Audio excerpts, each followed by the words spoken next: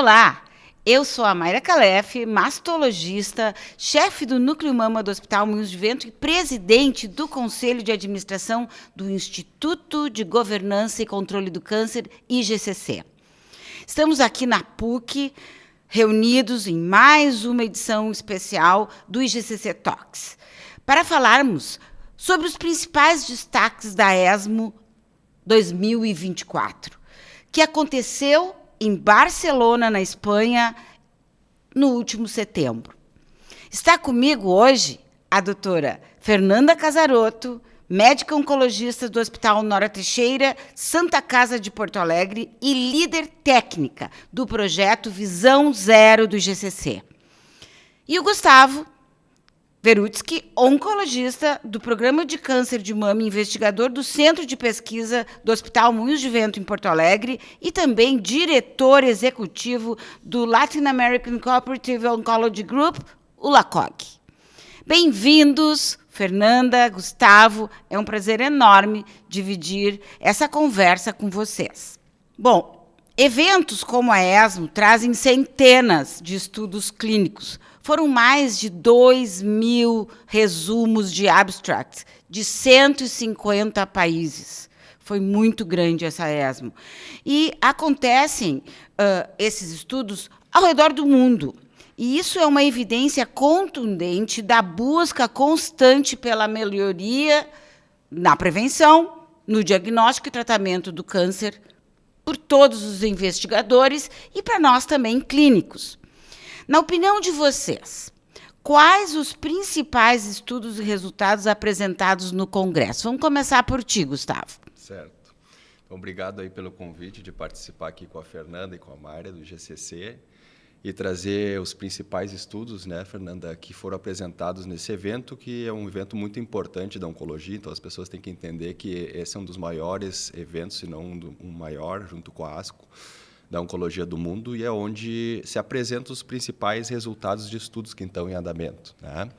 Então, na ESMO desse ano, a gente teve alguns estudos bem interessantes em doenças mais raras, né? O primeiro que eu queria chamar a atenção é em câncer de canal anal. Então, câncer de canal anal é um câncer raro que acontece especialmente em países em desenvolvimento, América Latina, Ásia, né? E foi feito um estudo para doença metastática de câncer de canal anal, com quimioterapia, que é o tratamento clássico aí por décadas, com a adição de imunoterapia, né? Então, a imunoterapia, para as pessoas, né, entenderem, é uma medicação que sinaliza o tumor para a própria pessoa, com as suas defesas, destruírem esse tumor, e tem vários resultados impressionantes em diversas doenças. Então, para o câncer de canal anal foi feito um estudo onde se adicionou a imunoterapia à quimioterapia, né? Então, esse estudo mostrou um benefício importante em relação à sobrevida livre de progressão, isso é, ao tempo que a doença avança, né, em doença metastática. Então, ele aumentou esse tempo de em torno de 9,5 meses versus 7,5 só com quimioterapia. E também, muito importante, teve uma clara tendência à melhora de sobrevida global, então o paciente viver mais, né? O segundo estudo, então, um estudo bem importante, que foi apresentado na sessão presidencial. O segundo estudo importante aqui também em doença rara é em carcinoma hepatocelular. Então, o carcinoma hepatocelular também é uma doença mais rara, que acontece especialmente em quem tem doença viral hepática, né? E esse estudo é interessante porque ele avaliou pacientes de estágio intermediário, é aquele paciente que não tem nem a possibilidade de uma ressecção ou de transplante, e nem aquele com doença muito avançada. Então, se faz um tratamento local com o que se chama de TACE, que é quimioembolização, né, transarterial. A gente leva o catéter lá e faz quimioterapia, por exemplo, né, uma quimioembolização. Só que nesse estudo se adicionou imunoterapia de novo, né, mais uma medicação antiangiogênica, né, que diminui a vascularização. E esse estudo mostrou claramente um benefício dessa combinação de medicação, então tomada, né, medicação, junto com o TACE, né, para carcinoma hepatocelular, aumentando a sobrevida, de novo, de sobrevida livre de progressão, em torno de 14 meses versus 10, de quem fez somente TACE, que é o tratamento estándar hoje, mas também nesse estudo uma clara tendência à positividade em sobrevida global. Então, os dois estudos vão esperar um pouquinho mais tempo, seguir os pacientes, para ver se esses dados de sobrevida global vão ser, né, significativos, né? Depois disso, né, eu trago aqui 3 estudos importantes em câncer de mama. Então, o câncer de mama é o câncer mais comum em mulheres, né, no mundo, né, e no Brasil, né, especialmente em diversas regiões. É um câncer prevenível, né, a gente está no Outubro Rosa, então chamar a atenção que esse é um tipo de tumor que a gente consegue fazer rastreamento, né, e diminui a mortalidade, né. Então, o primeiro estudo que eu queria chamar a atenção foram os dados de um estudo que se chama Keynote 522, que é para câncer de mama triplo negativo. Então, o câncer de mama triplo negativo, ele é um tumor que acontece mais em jovens, ele não é o tumor mais comum, mas ele é muito agressivo, certo? Mas ele responde muito bem à quimioterapia, e a gente aprendeu nos últimos anos, com esse estudo, que ele também responde muito bem à imunoterapia. Então, esse estudo avaliou a quimioterapia neoadjuvante, então antes da cirurgia, aquelas pacientes com doença inicial, né, de alto risco, em combinação com a imunoterapia. A gente já tinha dados que aumenta a resposta patológica completa, isto é, ir para a cirurgia e não ter mais tumor. Então, em torno de 63% a 65% das pacientes não tem mais tumor quando faz essa combinação. E os dados apresentados agora foram de sobrevida global. Então, sobrevida, um ganho de sobrevida para essas pacientes, que em 5 anos, 86% delas estavam vivas, né, versus 81% das pacientes que receberam somente químio, que era o tratamento estándar, né, há anos atrás. Então, esse estudo é muito importante, porque ele mudou, né, a prática clínica para essas pacientes que têm esse tumor mais agressivo de alto risco, mas que com a imunoterapia a gente tem um benefício importante. O segundo estudo que eu queria chamar a atenção é um estudo também, aí agora em doença avançada, né, câncer de mama metastático, em pacientes HER2 positivo. Então, pacientes HER2 positivos é um subgrupo de pacientes, em torno de 20% das pacientes, que tem a expressão no tumor desse HER2. O que é o HER2? Ele é um marcador onde a gente consegue fazer medicações que bloqueiam esse marcador e ajudam, né, a combater o câncer. E se desenvolveu nos últimos anos o que a gente chama de anticorpo conjugado à droga, que a gente chama ADC em inglês, né? E o que é isso aqui? É uma nova medicação, um novo tipo de medicação que traz quimioterapia diretamente para o tumor. Então, a quimioterapia antiga, ou a que a gente usa hoje, vamos dizer assim, ela não sabe o que é tumor e o que é célula normal. E esses ADCs vão diretamente no tumor e liberam a quimioterapia numa dose bem maior do que a quimioterapia que a gente faz EV. Então, esse tipo de medicação mudou já a prática clínica em doença metastática em câncer de mama, com dados impressionantes. E esse estudo, que é o Destiny Breast 12, ele avaliou pacientes com metástase cerebral HER2 positivo. Então, por que esse estudo é importante, né? Foram mais de 500 pacientes, porque esse tipo de metástase cerebral, ele acontece em torno de 30% até 50% das pacientes que têm HER2 positivo e doença metastática. E o outro problema aqui é que, no passado, esses pacientes tinham poucas disponibilidades de tratamento, e essa é uma doença que acaba dificultando a sobrevida das pacientes. Então, em torno de 6 a 12 meses era um tempo de sobrevida livre de progressão razoável. Então, esse estudo avaliou essa medicação, e essa medicação ela penetra o sistema nervoso central e trouxe uma taxa de resposta intracraniana em torno de 70%, o que é impressionante, porque a gente não tinha isso em câncer de mama. Okay? Existem outros tumores com outros tipos de moléculas que chegaram nesse nível, mas em câncer de mama a gente não tinha nada. Então, 70% de resposta intracraniana é maravilhoso, ok? E em um ano, 60% dessas pacientes não tinham progredido a doença, tanto dentro, né, intracraniana, quanto fora. Então, esse estudo é bem importante, porque ele muda a prática clínica, ele nos traz também muita informação de como tratar essas pacientes, né? E, por último, né, um estudo importante em radioterapia, né? Então, a gente sai um pouquinho de medicação, agora a gente fala de radioterapia para a doença inicial, esse estudo bem importante que avaliou aqui a radioterapia normofracionada, que é aquela que a gente faz, então, radioterapia para quem opera a mama, ela faz em 5 semanas, né? Esse era o tratamento clássico, né? E o que está acontecendo em radioterapia é que a gente está evoluindo para menos tempo de tratamento com mais ou menos a mesma dose. Então, esse estudo avaliou 5 semanas versus 3, que a gente chama de hipofracionado, e principalmente para avaliar o linfedema, né? Porque quando a gente opera a mama e faz ressecção linfonodal e precisa irradiar a cadeia linfonodal aqui embaixo do braço, em torno de 20% a 30% das pacientes têm linfedema, então o braço fica mais inchado, ele pode doer, ele incomoda, entende? É uma situação muito de funcionalidade e qualidade de vida.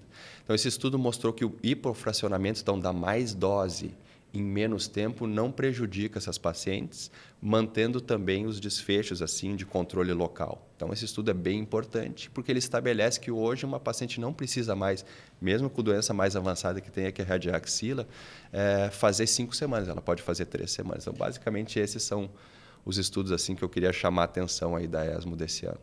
Muito legal. Imunoterapia veio para ficar, né?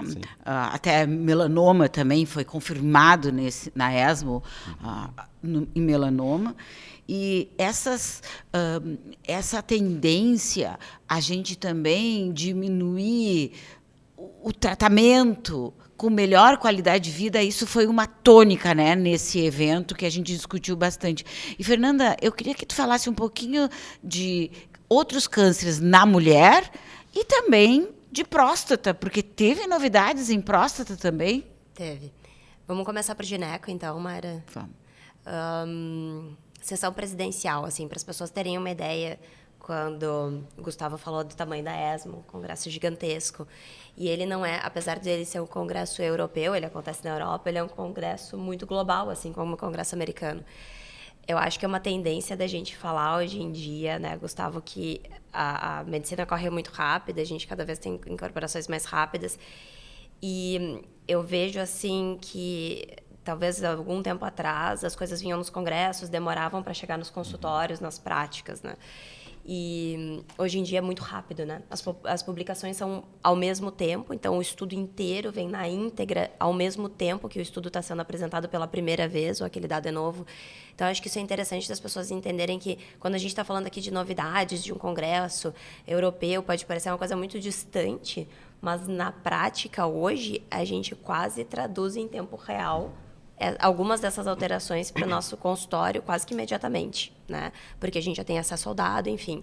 A incorporação das tecnologias também é mais rápida hoje do que era há algum tempo atrás. Quando a gente está falando dos estudos, então, que a gente vai comentar um pouco hoje de ginecologia, o estudo principal que eu vou falar agora, eu vou começar por ele, é um estudo que foi apresentado na sessão presidencial da ESMO. Então, são esses estudos que são selecionados porque eles potencialmente podem mudar a prática do mundo como a gente trata uma doença, que foi um estudo chamado Keynote A18. São, na verdade, os dados de atualização de sobrevida global, que a gente está dizendo, então, quantas pacientes de fato se curam com essa nova terapêutica que foi empregada. Então, o que eles fizeram? Pacientes com câncer de colo uterino, com algumas características específicas com relação à extensão da doença, ao invés da gente só fazer químio e radioterapia, porque há muitas décadas, né, Mayra, a gente trata câncer de colo uterino localmente avançado da mesma maneira. Tá? Então, desde a incorporação da quimioterapia associada à rádio, desde que a gente entende que nem todo mundo precisa operar, a gente trata essas pacientes da mesma maneira. E agora a gente está tendo uma tecnologia nova, que é a adição de imunoterapia, como tu mesmo colocou, veio para ficar. A gente tem visto a imunoterapia em diversos cenários, associada à rádio, associada à cirurgia, associada à quimioterapia, junto da quimio-radioterapia, comparado ao tratamento convencional, que era radioterapia e quimioterapia. Então, o que a gente vê? Que a gente já sabia que essa era uma estratégia que tinha benefício, e esse benefício se sustenta e se traduz em maiores taxas de cura quando a gente vê os dados atualizados de sobrevida global em 5 anos. Então, traz uma tecnologia nova para uma doença que a gente sabe que tratá-la em estadios mais avançados é uma frustração imensa, porque a gente está falando de uma doença prevenível, né? Quase que completamente prevenível, se a gente usasse estratégias que a gente já tem disponíveis, por exemplo, a vacinação do HPV, que a gente já tem no SUS disponível no Brasil há 10 anos. Então, para a gente tem um tom de felicidade da gente estar conseguindo curar mais gente, mas um tom de frustração também da gente saber que isso ainda é uma necessidade que a gente tem, né, de tratar a doença localmente avançada. Então, essa, sem dúvida nenhuma, é um grande avanço. A gente está falando de um tratamento curativo, a gente está falando de mulheres jovens, né, que precisam de novas tecnologias também. Então, assim, aos moldes do que a gente vê em outras doenças, os tumores ginecológicos também vem agregando esses novos remédios. Bom, ainda na esteira de agregar a imunoterapia ao tratamento mais tradicional, a gente teve um outro estudo que avaliou a introdução de imunoterapia com uma outra droga, uma droga muito parecida, chamada Avelumab, ao metotrexate em doença trofoblástica gestacional. Essa é uma doença super rara, é um tumor que nasce do tecido placentário. Então, a gente pega aquela paciente, aquela mulher que teve um histórico de gestação ou que teve uma gestação e desenvolve um tumor a partir disso, a partir desse tecido. E a gente sabe que essa é uma doença que é muito sensível à quimioterapia. Então, a gente tem taxas de cura muito elevadas nesse cenário. Mas, ainda assim, há muito tempo a gente não agregava novas tecnologias. Isso tem um motivo muito específico para essa doença, para uma doença extremamente rara. Não é uma doença comum. Então, esse foi um estudo francês de diversos centros na França, com um número muito reduzido de pacientes, quando a gente compara, por exemplo, os estudos de próstata, de mama, de colo uterino. A gente está falando de um estudo com 26, 27 pacientes, onde eles, então, incorporaram a imunoterapia ao metotrexate, que é uma quimioterapia muito antiga, e conseguiram mostrar que essas pacientes, em 2 anos, a imensa maioria delas estava curada, mais de 90% das pacientes curadas em primeira linha. Então, o grande mote desse estudo é dizer que a gente consegue sustentar as taxas de cura não precisando de mais de um tipo de tratamento, certo? Então, é um estudo que tem algumas... Claro, se a gente for olhar um estudo tão pequeno, feito num país só, a gente sempre vai ter espaço para criticá-lo, né? Mas não tem como fazer diferente nessas doenças mais incomuns. A gente não consegue recrutar, não consegue juntar paciente suficiente para fazer estudos maiores. Acho que, de novo, traz uma tecnologia nova para uma doença incomum, mas existente, né? Quando a gente fala de doença rara, a gente muitas vezes parece estar falando uma coisa incomum, mas eu sempre digo a mesma coisa: quando a gente junta todas as doenças raras, elas são comuns. O tempo todo que a gente abre o consultório, atende 100 pacientes no mês que seja, quantos deles têm doenças que a gente classifica ou como a doença ser incomum, ou como ela tem uma apresentação incomum, ou está numa paciente incomum. A gente se depara na vida real com situações incomuns, então a gente tem que ter esse olhar também para os pacientes que têm doenças que são diferentes. Dentro da esteira dos estudos, então, de tumores ginecológicos, queria chamar a atenção para um estudo que também é um estudo de atualização, que é a atualização dos dados de sobrevida global do PRIMA, que é um estudo que avaliou a introdução de um inibidor de PARP em pacientes com câncer de ovário. E quando a gente fala de câncer de ovário, a gente fala de câncer de ovário, peritônio e tuba. A gente apelida de câncer de ovário, mas essas 3 doenças são praticamente as mesmas quando a gente fala de doença de alto grau, especialmente. Então, nesse grupo de pacientes com uma doença que, apesar de não ser tão comum como câncer de mama, câncer de próstata ou câncer de pulmão, é uma doença extremamente letal. Então, quando a gente olha a quantidade de casos novos que a gente tem no mundo por ano e a quantidade de óbitos que a gente tem por câncer de ovário, é uma relação muito alta. Então, quando a gente está falando de aumentar a taxa de cura em pacientes com esse tipo de doença, é um dado muito importante e muito relevante. Então, o que a atualização desse estudo mostrou? Que a sobrevida livre de progressão, ou seja, a quantidade de pacientes que progride em vigência de inibidor de PARP, comparado com o paciente que só fez a quimioterapia sem introduzir esse novo remédio, segue alta. Os dados de sobrevida global, que é o seguinte: quantas pacientes se curaram depois de mais tempo de observação, a sensação é que as curvas se encontram. E isso muito provavelmente é explicado porque as pacientes que não usavam a droga no estudo passaram a usar depois do estudo, que é o que a gente chama de crossover. Então, sai de um grupo e vai para o outro. Eu acho que o dado que a gente tem é importante. A gente sabe que é uma opção a mais nessas pacientes. A gente sabe que, especialmente os pacientes com mutação em BRCA, que a gente conhece bem dos pacientes com câncer de mama, né, que tem essa alteração, como as pacientes que têm alterações que lembram o BRCA, que chama deficiência da via de recombinação homóloga, que é uma coisa que a gente pesquisa no próprio tumor, se beneficiam muito provavelmente dessas estratégias, e é um tratamento de manutenção numa doença que mata muita gente. Então, é um dado muito importante e é mais uma droga que a gente tem aqui no tratamento com essas pacientes com uma doença tão importante e tão letal. Esses são os estudos que eu queria conversar sobre os tratamentos de doenças ginecológicas, mas também queria lembrar alguns estudos que foram apresentados na área da uro-oncologia. Então, a gente teve alguns estudos que foram apresentados, um deles chamado PIS3, que é um estudo que teve uma participação brasileira muito grande, né? Então, é uma coisa que frequentemente a gente se questiona assim, se os nossos pacientes, a gente sabe que as pessoas têm características geográficas diferentes. Então, quanto mais a gente inclui uma população diversa, mais a gente sabe que provavelmente aquilo se traduz para a nossa realidade. Se não me engano, a gente teve aberto aqui em Porto Alegre esse estudo, né, Gustavo? Que, na verdade, ele trouxe, além de uma nova estratégia, uma nova tecnologia, então, que é o Radium-223, que é uma partícula alfa-emissora em combinação com exalutamida, para o tratamento de câncer de próstata avançado com doença metastática, mostrando que a gente tem uma nova alternativa aqui, especialmente para o controle de doença óssea, que a gente sabe que é um problema em quem tem câncer de próstata metastático. Frequentemente o osso é afetado. Na esteira desse estudo, a gente também teve um outro estudo que chama ARANOTE, que estudou a incorporação de mais uma droga no cenário do câncer de próstata, como a gente chama, sensível à castração. Esse termo a gente usa muitas vezes em câncer de próstata para falar se ele é ou não sensível ao bloqueio androgênico, o bloqueio da testosterona. Essa é a base do tratamento do câncer de próstata metastático, é a gente bloquear a testosterona. E ao longo dos últimos 10, 15 anos, provavelmente, a gente vem vendo novas tecnologias sendo somadas ao bloqueio androgênico central. Então, a gente vem agora com uma outra droga, que é a darolutamida, que se mostrou benéfica nesse cenário.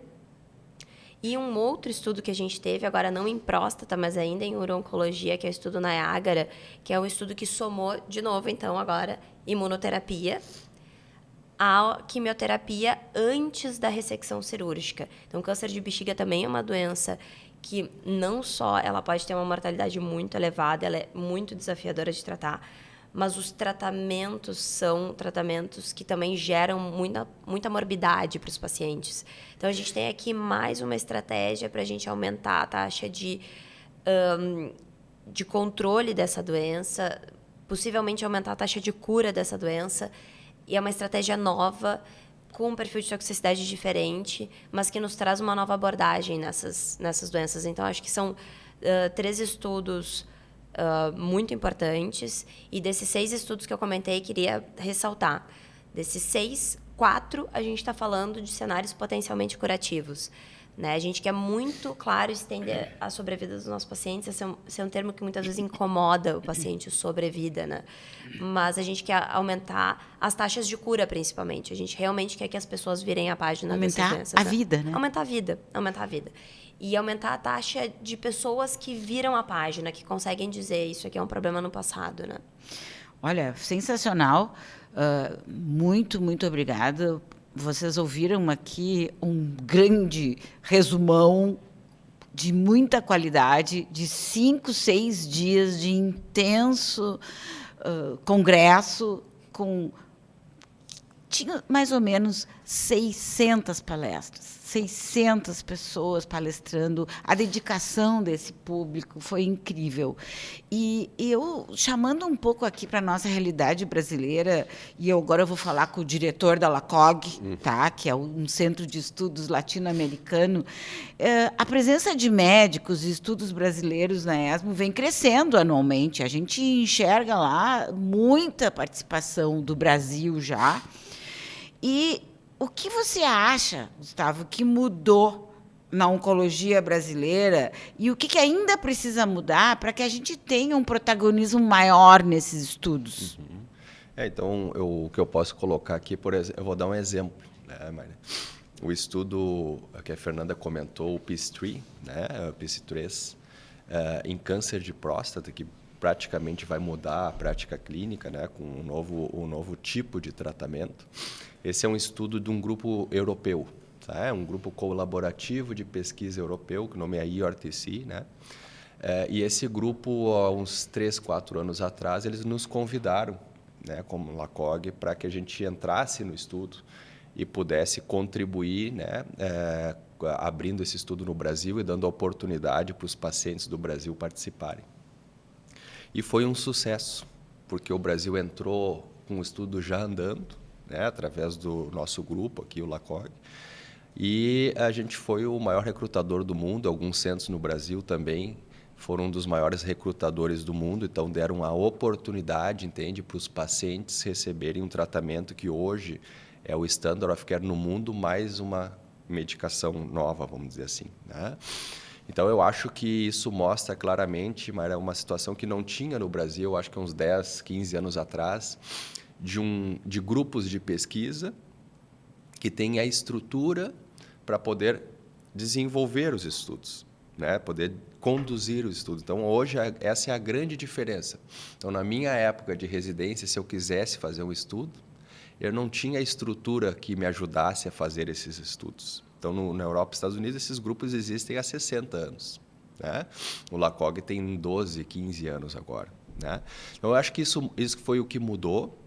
Então, a gente vê, além dessa participação como grupo em estudos importantes, a gente tem estudos nossos, né, sendo apresentados em grandes conferências, por exemplo. Né? Na ASCO, a gente teve um estudo que o nome é Hércules, em câncer de pênis, uma doença extremamente rara, mas muito comum no norte do Brasil e na Ásia também, onde a gente associou imunoterapia à quimioterapia, isso tudo brasileiro, né?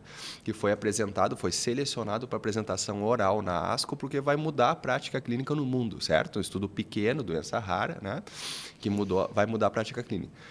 No Mundial de Pulmão, que foi o Congresso Mundial de Pulmão, que foi um pouquinho antes da ESMO, a gente teve um outro estudo nosso, do LACOG, daí com, né, o William, em câncer de pulmão, com adição de imunoterapia, quimio, antes de fazer quimiorradioterapia, antes de fazer o tratamento local, com dados bem importantes, né, uns dados bem interessantes, que vão desenvolver esse tipo de tratamento no futuro. Então, eu acho que o que está acontecendo hoje, Mara, é que a nova geração de investigador tem a possibilidade hoje de pensar em estudos interessantes, propor ideias interessantes para que a gente consiga juntos no Brasil ou na América Latina, hoje tem vários centros, desenvolver esses projetos e fazer essas publicações e participar. Eu acho que o Brasil hoje precisa participar mais ativamente do desenvolvimento científico mundial, entende? Porque eu digo para os meus colegas, desde que eu fiz o Fellow fora do Brasil, quando eu voltei em 2012, eu disse para eles assim,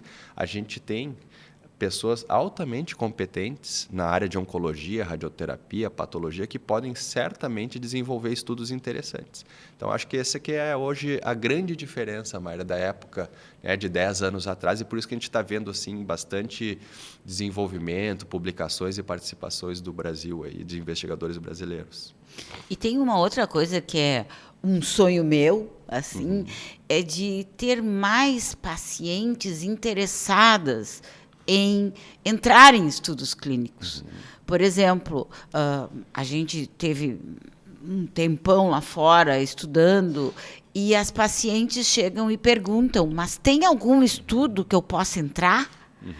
Então, acho que também é uma coisa legal se o LACOG pudesse ter disponível. Sim. Quais são os estudos disponíveis para que a gente pudesse fomentar a ideia de a paciente dizer para o seu médico, será que tem algum estudo que eu possa entrar? Porque é uma oportunidade, né, Gustavo? Sem dúvida. E já puxando esse gancho, eu quero provocar um pouco a Fernanda, porque assim, o IGCC está muito preocupado com a questão do acesso a novos diagnóstico, testagem genética, drogas. E na cadeia toda de acesso do paciente oncológico às melhores práticas. Então, quais tu acha assim, os gargalos para esses tratamentos chegarem no Brasil? E não é só no serviço público. Nós também temos impedimentos no serviço privado, nos planos de saúde, para atender melhor essa população de cânceres raros ou de cânceres que não tinham alternativas, como há pouco o Gustavo falou do Destiny 12, que tem uma chance altíssima de evitar que a paciente vá direto para a radioterapia, se usar essas drogas novas, como esses anticorpos conjugados? O que tu acha que a gente pode fazer juntas? É difícil, né, Mayra? Porque o Brasil, a gente está falando do nosso país aqui, é praticamente como se fosse um país dividido em dois, né? A gente tem um sistema de saúde que é universal, gratuito, né? Que a gente conhece bem, que é o SUS. Não tem como a gente falar de barreiras e problemas e potenciais estratégias para vencê-las, as duas como se fosse uma coisa só. São dois mundos completamente diferentes. Então, quando a gente fala de cenário público e cenário privado, quando a gente fala em cenário privado, tá? As coisas são mais fáceis, né? A Mayra tem uma agência que regula isso, que os planos de saúde vão ter que ser obrigados a cobrir. Toda uma regulação nisso, uma regulação que anda um pouco mais rápido, que é a Agência Nacional de Saúde Suplementar, enfim. Então, à medida que essas drogas vão se provando benéficas, elas vão ser... Essa é a nossa realidade aqui. A gente espera que elas sejam reguladas em outros países, depois essa regulamentação vem para cá, elas sofrem um processo de precificação e essas agências incorporam as tecnologias, enfim. Então, dentro de um cenário privado, eu acho que a gente anda bem aqui no Brasil, certo? Muitas vezes a gente tem um tempo de ter que aguardar isso, mas as tecnologias chegam. Eu acho que eu não erro se eu disser, né, Gustavo, que a nossa paciente brasileira aqui, ela não é maltratada dentro do convênio, certo? Tratamento europeu e americano. É muito similar, quiçá melhor até, né? Quiçá melhor do que em muitos países de alta renda, como a gente chama, né? Então, acho que dentro desse contexto, a gente, claro, tem atrasos. Muitas vezes a paciente tem aquele azar de ela ter uma situação diagnosticada no momento que a gente ainda não tem essa regulamentação, e aí, enfim, tem questões jurídicas envolvidas. Mas é um gap ali de tempo. E aí, quando a gente vai para o outro braço do nosso sistema de saúde, mas então, quando a gente está falando de saúde privada, a gente está falando de 25%, mais ou menos, 30% da população. Mas quando a gente fala de saúde pública, que é a imensa maioria da população, a gente tem um gap, né, Mayra? E hoje esse gap, ele é muito fundo, ele é abissal, ele não diminui, ele só aumenta. À medida que aqui a gente só melhora, do outro lado a gente tem cada vez mais dificuldade da incorporação dessas tecnologias, dessas questões de precificações altas, né? Então, eu acho que a gente tem, dentro do cenário público, uma estratégia grande de oportunidade da gente falar sobre uma parte que tu faz muito bem, né, Mayra, que é a advocacy, né? Acho que os pacientes têm que gritar mais, né? Acho que a gente vê isso muito, tem que cobrar de quem legisla, cobrar de quem executa, o legislativo, o executivo, né? Tem que cobrar do governo que tome estratégias. Eu acho que, na medida que a população é passiva, a gente vai só recebendo... Eu acho que a sociedade tem que se organizar e cobrar que esse gap seja pelo menos um pouco mais sutil, né? E aí a pesquisa clínica entra como um parênteses nessa história, que é justamente isso: melhora o acesso para quem não tem acesso por uma outra via, que é a via da pesquisa clínica. Mas de onde é que vem o financiamento da pesquisa clínica? Como é que esse milagre acontece, né? Então, a gente tem estudos que têm que ser financiados por alguém, com drogas, com estratégias, com tecnologias novas, seja a indústria farmacêutica, seja as universidades, sejam os grupos cooperativos, enfim.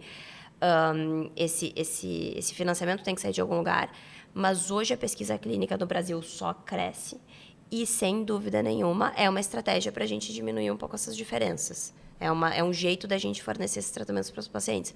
Qual que é o problema? É que tem critérios de inclusão e exclusão para a entrada desses protocolos que não são tão simples. Então, muitas vezes, a vontade da paciente de entrar num estudo não se corresponde necessariamente, e mesmo entendo o estudo, ela poder entrar. Muito interessante.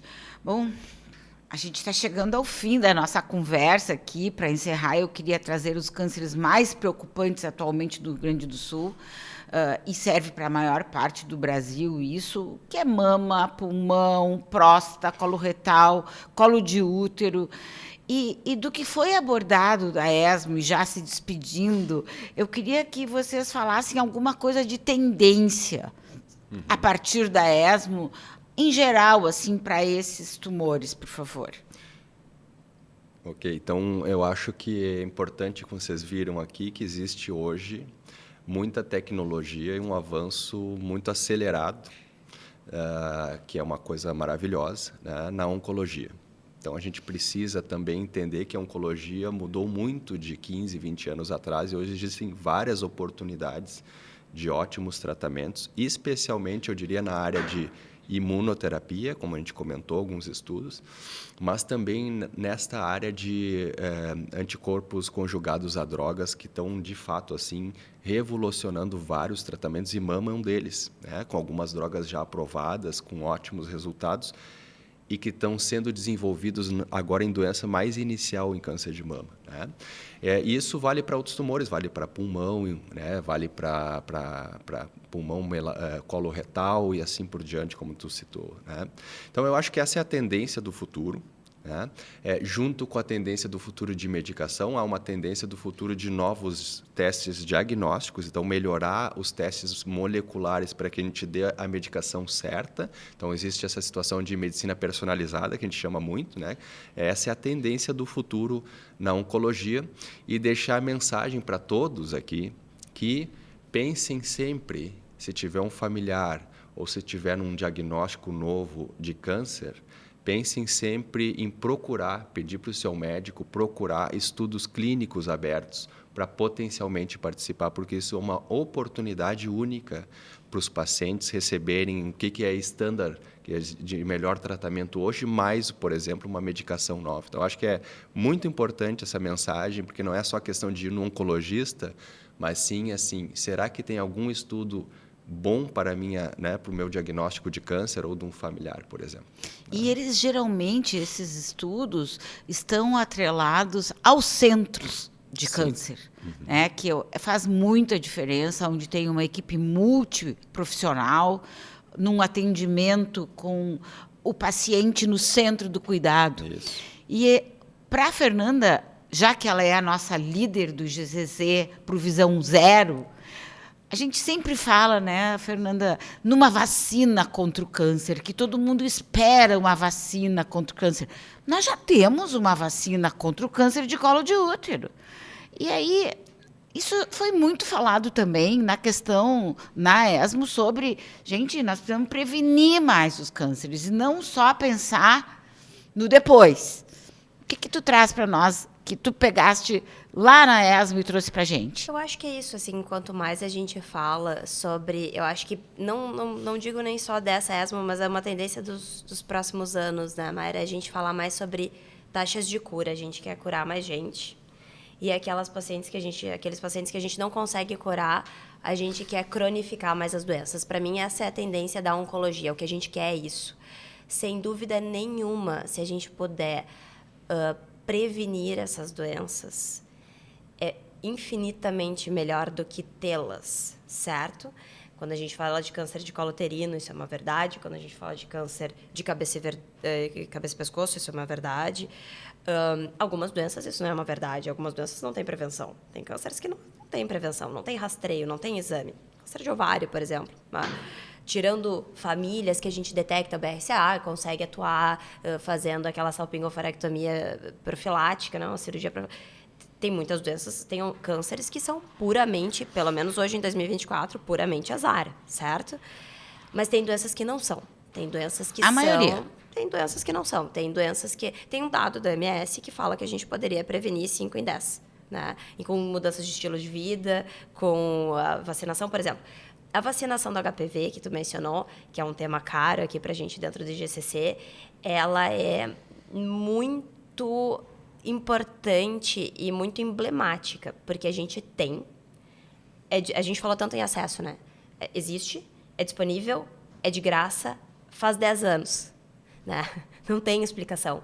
Eu acho que uma das explicações é o estigma dessa doença. Eu acho que se a gente tivesse a mesma vacina para um câncer de mama e para o câncer de próstata, não teria tanta resistência. Né?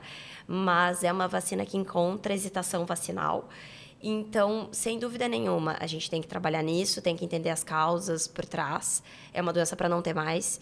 E é uma doença que vai fazer ainda aumentar mais aquele gap que a gente estava conversando. Porque na medida que países de alta renda erradicam essa doença, e esses são os países que, na sua maioria, fazem ciência. A gente aqui faz também, Gustavo colocou bem. Mas a imensa maioria dos estudos vem de países de alta renda. E essa vai ser uma doença que não vai mais existir lá. A gente vai ter um problemão. Porque a gente vai ter que botar esse problema no nosso colo e a gente tem que botar isso logo. Isso é uma realidade nossa. A gente não pode ir na esteira dos outros países. Então, sem dúvida nenhuma, a gente tem que entender o que está por trás dessa hesitação, aumentar esses índices, prevenção naquelas doenças preveníveis é a chave, é o caminho. Né? Muito mais, muitas vezes, do que a gente ficar empilhando tratamentos para doenças que a gente já sabe tratar, mas aí está o nosso grande benefício. Né? Nossa, gostaria de expressar muito, sinceramente, a nossa gratidão do GCC, a Fernanda e o Gustavo, pela participação muito enriquecedora, e a gente sempre aprende muito com vocês. E eu queria estender também os meus agradecimentos e de todo o grupo do GCC, a AstraZeneca, pelo apoio e cobertura da ESMO deste ano, parceria em outros diversos projetos do GCC. A colaboração, e foi uma frase que a presidente da ESMO disse esse ano, colaboração juntos o tempo todo, em todo lugar. Ficou muito marcado isso para mim, porque sem colaboração a gente não consegue ter um impacto relevante com qualidade. Obrigado a todos vocês que assistiram, seja profissional de saúde, paciente, cuidador, familiar ou alguém interessado nessa evolução oncológica. A gente está aqui para isso, para informar. E com informação a gente pode prevenir, controlar e tratar. Deixo os meus comentários aqui, conforme continuem nos assistindo, as redes sociais do GCC, para vocês ficarem dentro de todas as ações e projetos de enfrentamento ao câncer dos nossos pacientes. Muito obrigada.